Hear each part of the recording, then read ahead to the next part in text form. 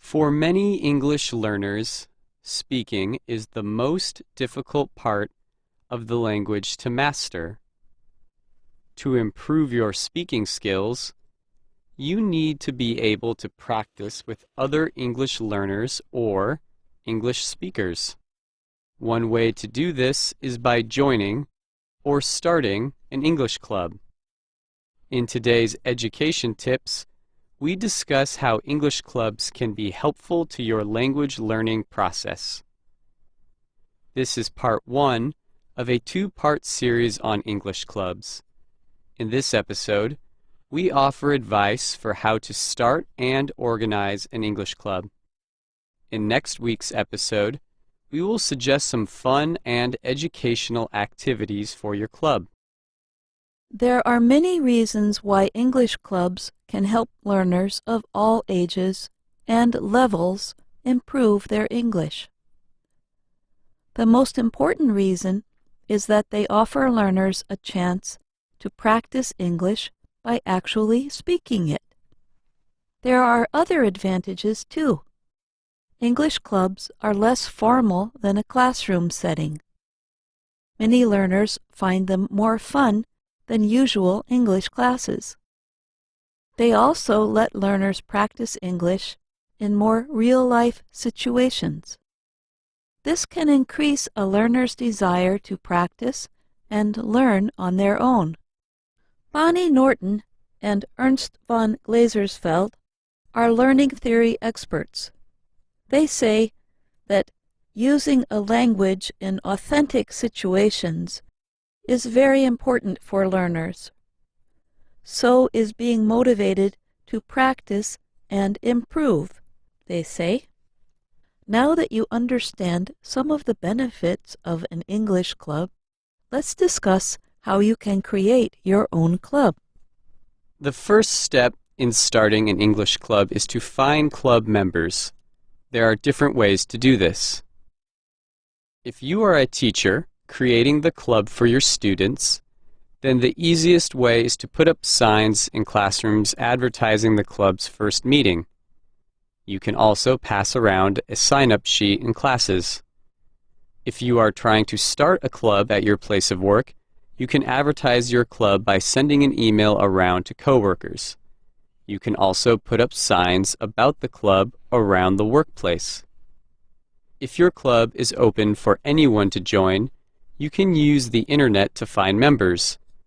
Websites such as Meetup or Facebook are great places to announce club meetings and communicate with members.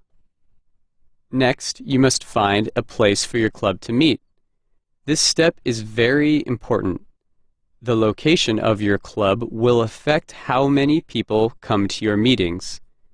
It is important to consider several things when choosing a location.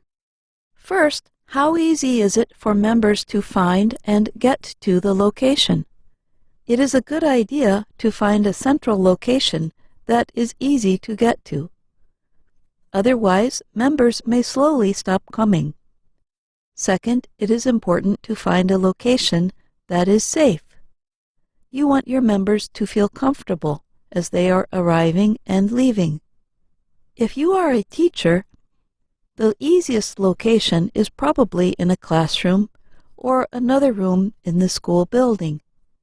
English clubs often meet after school or work hours. This can make it easier to find an available room. If you are creating an English club outside of a class or work setting, consider holding meetings at a cafe, restaurant, or bar. These places often have enough space for large groups. Club members coming straight from work or school will also have a chance to eat or drink something. Wherever you meet, make sure to speak with the owners of the business or building and get their permission. The third step is to hold your first meeting. The first meeting is important for every English club. It is a good idea to use the first meeting as a chance to talk with members about logistics. This includes how often and where the club will meet, whether or not there will be membership fees, and how the club leadership will work. Club leadership is one of the most important parts of starting an English club. If you have a good system of leadership, your club has a better chance at lasting. If your club is small enough or more informal, sometimes all you need is one person to lead the club. The main responsibility of the one leader is to organize and lead the meetings. The leader also must communicate information to club members. However, if your club is large, it is a good idea to have a group of people that can help run the club. This kind of leadership is useful for many reasons. It divides the amount of work it takes to run a club among several people. It also helps club members practice speaking English with real-life tasks. And, if the members of your club are mostly students, it can help them develop teamwork and leadership skills. It is also important to have rules for the leadership system.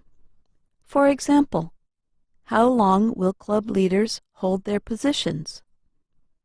How will they transfer power to someone else if they must quit the club? You should consider holding elections to choose new leaders.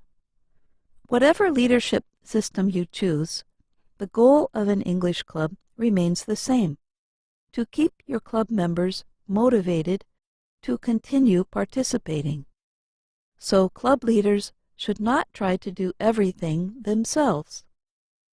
In fact, it is a good idea to give tasks to many different club members.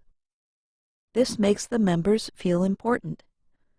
They are more likely to remain committed to the club, and it can increase their desire to learn. English clubs can take many forms and serve many purposes. Following these steps will help any club have a successful start.